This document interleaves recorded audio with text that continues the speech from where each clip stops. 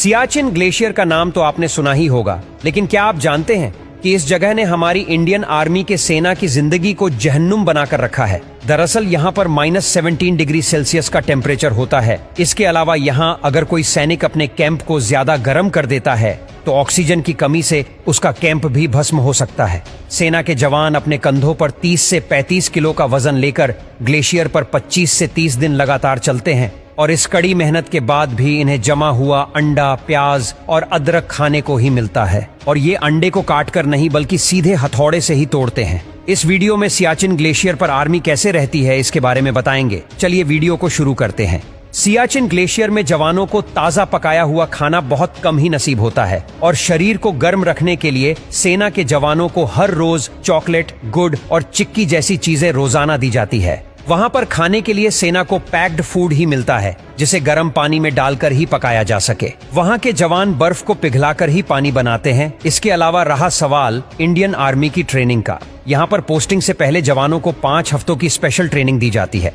उन्हें कश्मीर में पहले कुछ दिन तो सिर्फ यही सिखाया जाता है कि माउंटेन कोलंबस की जिंदगी कैसे होती है। अब जब वह यहाँ से ट्रेन हो जाते हैं तब उन्हें सियाचिन के बेस कैंप पर लेकर जाया जाता है, जहाँ उन्हें 21 दिन तक बकायदा रेस्क्यू से लेकर डिफेंस तक सभी चीजें सिखाई जाती हैं। वहाँ उन्हें दिन के 1.5 से 2 घंटे फिजिकल ट्रेनिंग में डेली करने पड़ते हैं और साथ ही में सियाचिन बैटल स्कूल में उन्हें बर्फीले तूफान का सामना कैसे करना है, तूफान में उन्हें ऊपर कैसे चढ़ना है, यह सब जान बचाने के तरीके सिखाए जाते हैं। वहाँ पर पोस्टिंग इतनी खतरनाक है कि जवानों को 3 महीने से ऊपर की पोस्टिंग वहाँ नहीं दी जाती। वहाँ पर मैक्सिमम टेम्परेचर ही -30 डिग्री होता है, जबकि 0 डिग्री पर बर्फ जमना शुरू हो जाती है। यहाँ पर इतनी ठंड है कि जवानों को न नहाने की हिदायत ही दी जाती है और शेव न करने को कहा जाता है। अगर शेविंग के समय कोई इंजरी हो गई तो घाव भरने में जरूरत से ज्यादा समय लग जाएगा। इसके अलावा उन सैनिकों पर हर समय जान का खतरा मंडरा रहा होता है, क्योंकि न जाने कब जमीन धंस जाए।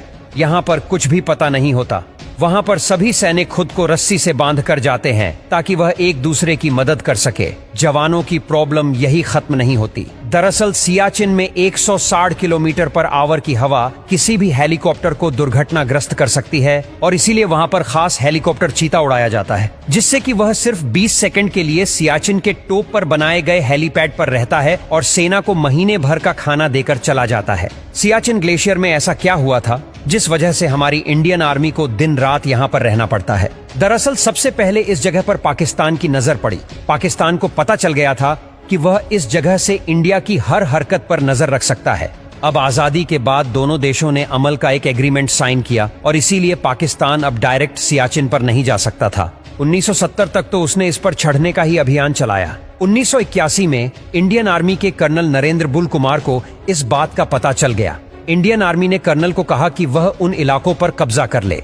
अब इंडियन आर्मी कब्जा करने वाली है इस बात का पाकिस्तान को पता चल गया और इसीलिए पाकिस्तान ने ग्लेशियर पर चढ़ाई करने वाले इंस्ट्रूमेंट्स को बनाने का ऑर्डर लंदन की एक कंपनी को दे दिया। उस कंपनी का भारत के साथ अच्छा रिलेशन था, इसलिए लंदन की उस कंपनी ने बताया कि पाकिस्तान सियाचिन पर कब्जा करने जा रहा है और इस तरह भारत ने फटाफट सियाचिन के टॉप पर जाकर पाकिस्तान से 1 हफ्ते पहले ही अपना झंडा लहरा दिया। और पाकिस्तान की इस जिद की वजह से 1984 से 1999 तक वहां पर काफी खून खराबा भी हुआ।